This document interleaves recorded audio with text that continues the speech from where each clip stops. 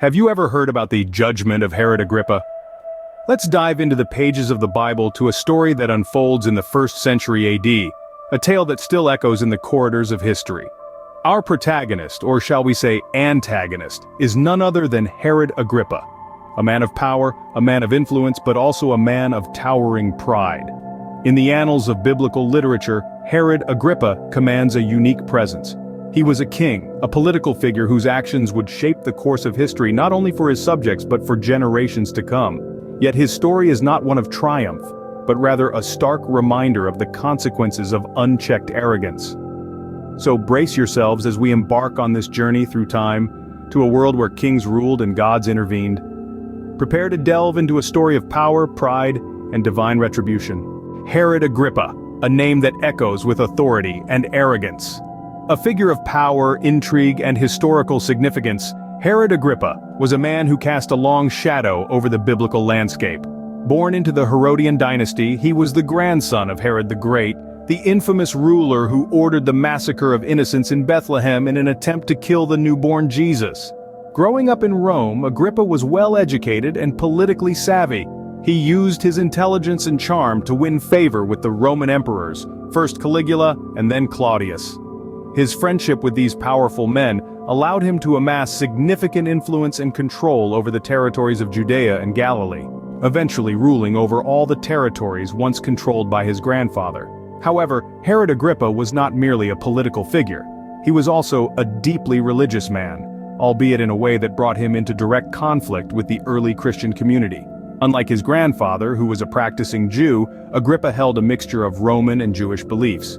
He ordered the construction of several temples dedicated to the Roman emperor, a clear violation of Jewish law, while also observing Jewish customs and traditions.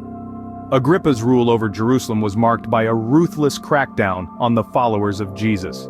He pursued the early Christians with a vengeance, ordering the execution of James, the brother of John, and the arrest of Peter, two of Jesus' closest disciples.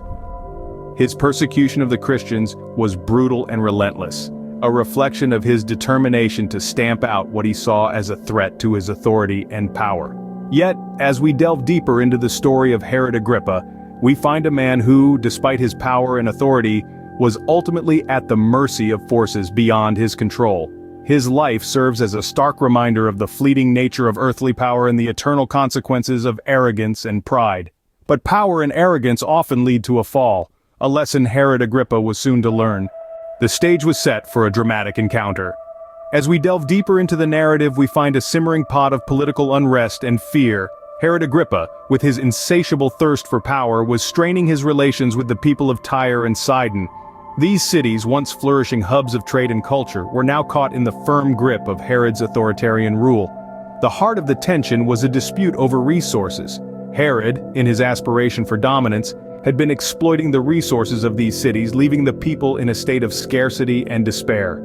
This was not just a struggle for survival, but a fight for dignity, for the very essence of their identity was at stake. As the days turned into weeks and weeks into months, the tension between Herod Agrippa and the people of Tyre and Sidon intensified. The air was thick with anticipation, with fear, and with the desperate hope for change. The cities of Tyre and Sidon were on the brink of rebellion. The people were tired, they were angry, and they were ready to fight back. Meanwhile, Herod Agrippa, oblivious to the brewing storm, continued his reign with an iron fist, his ego inflated by his perceived invincibility.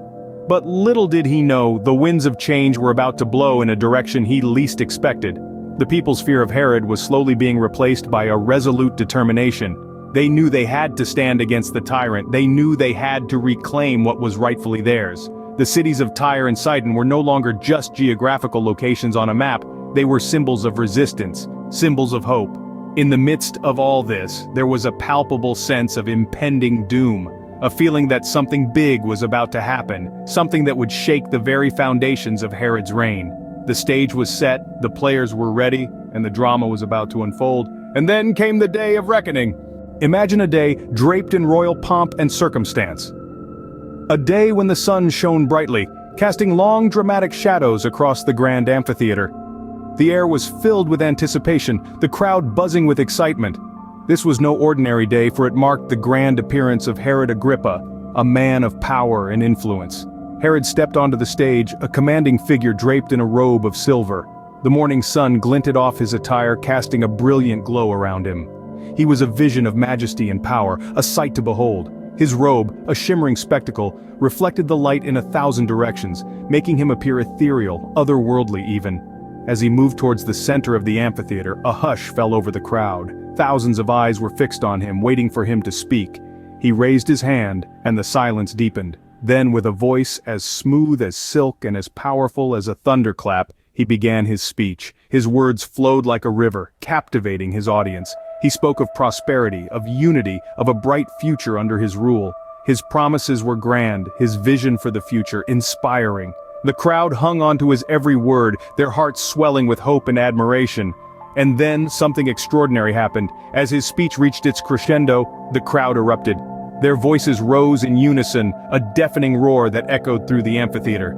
"This is not the voice of a man," they cried. "It is the voice of a god." Their declaration hung in the air, a powerful testament to their belief in Herod's divinity. They saw in him a god, a divine being capable of leading them to prosperity and peace. Their cheers filled the amphitheater, their applause deafening. But in the midst of the applause, the true judge was watching. The one who sees all and knows all was witnessing this spectacle of human arrogance. For it was not man's place to declare a fellow human as God.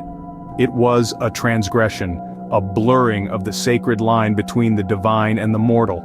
And as the cheers of the crowd echoed through the amphitheater, the true judge was preparing to pass his verdict.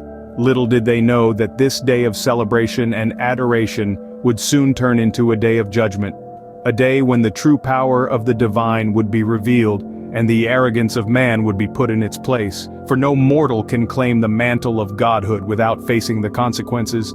And so, as the crowd continued to cheer and applaud their God, the true judge watched on, his judgment imminent. The day of pomp and circumstance was about to take a dramatic turn, a turn that would remind everyone of the true power of the divine. But in the midst of the applause, the true judge was watching. Just as Herod basked in the adulation, the unexpected happened. The atmosphere shifted, a hush fell over the crowd. Suddenly, an angel of the Lord appeared, unseen by the masses. The divine entity had been sent with a mission, not of mercy, but of justice. Herod Agrippa, so enveloped in the applause and praise of the people, failed to notice the divine presence. But the angel was not there to be observed or applauded. The angel was there to execute judgment. The divine entity struck Herod down, not with a sword or a bolt of lightning, but with a far more insidious weapon: disease. The crowd was oblivious to the divine intervention that had just occurred. They continued to cheer, oblivious to Herod's sudden discomfort, but within the king a gruesome transformation was taking place. He was being eaten from the inside out by worms. A horrifying spectacle, a punishment befitting a man who had dared to place himself on par with God. Herod's pain was excruciating, a torment beyond comprehension. His body writhed and convulsed as the worms feasted on his insides. His screams echoed through the grand halls, a stark contrast to the cheers that had filled them moments before. But there was no escape, no reprieve. Within a matter of days, Herod Agrippa, the once powerful king, was reduced to a pitiful, decaying corpse. His death was a ghastly sight, a stark reminder of the consequences of hubris and blasphemy. Despite his wealth, power, and the adulation of his people, Herod could not escape the divine justice that was meted out to him.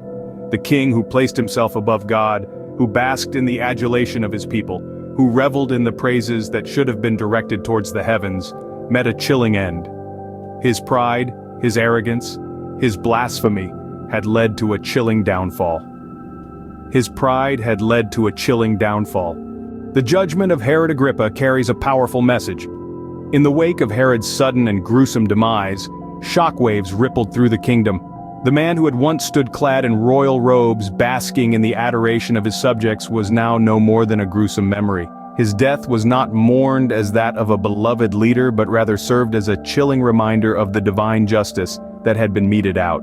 The Christian community, which had borne the brunt of Herod's tyranny, found itself in the midst of a rapidly changing landscape. With Herod's oppressive rule abruptly ended, they were granted a respite, a chance to rebuild and regroup. His death had not merely been the end of a tyrant. It had marked the beginning of a new chapter for the followers of Christ. The significance of Herod Agrippa's story extends beyond the confines of his reign and his death.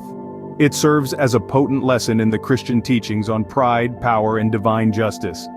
Herod's pride and his relentless pursuit of power had blinded him to the divine truth, leading him down a path that culminated in his downfall.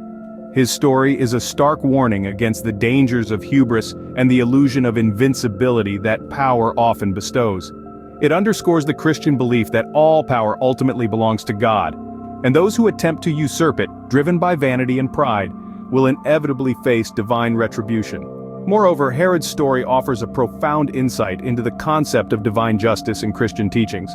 It illustrates that while human justice may falter and fail, divine justice is unerring and inescapable. It is a testament to the belief that no misdeed goes unnoticed and no injustice goes unpunished in the eyes of God. In the end, the story of Herod Agrippa serves as a stark reminder.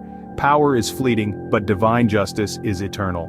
So, we've journeyed through a tale of power, pride, and divine retribution. We've traversed the highs and lows of Herod Agrippa's life, a man who let power cloud his judgment, resulting in a divine intervention that ended his life abruptly. This story serves as a stark reminder of the dangers of arrogance and the importance of humility before our Creator. The narrative of Herod Agrippa is not just a historical record but a lesson for all times. It urges us to reflect on our own lives, our actions, and our attitudes. It calls us to remember that it's not our worldly power, but our humility and kindness that truly matter. So, let's carry these lessons with us. Let's ponder over them. And let's strive to be better individuals. If you found this video informative, please give us a thumbs up and share. Join us and become a part of our family by subscribing to our channel. May God bless you in all your endeavors. Thank you so much for watching.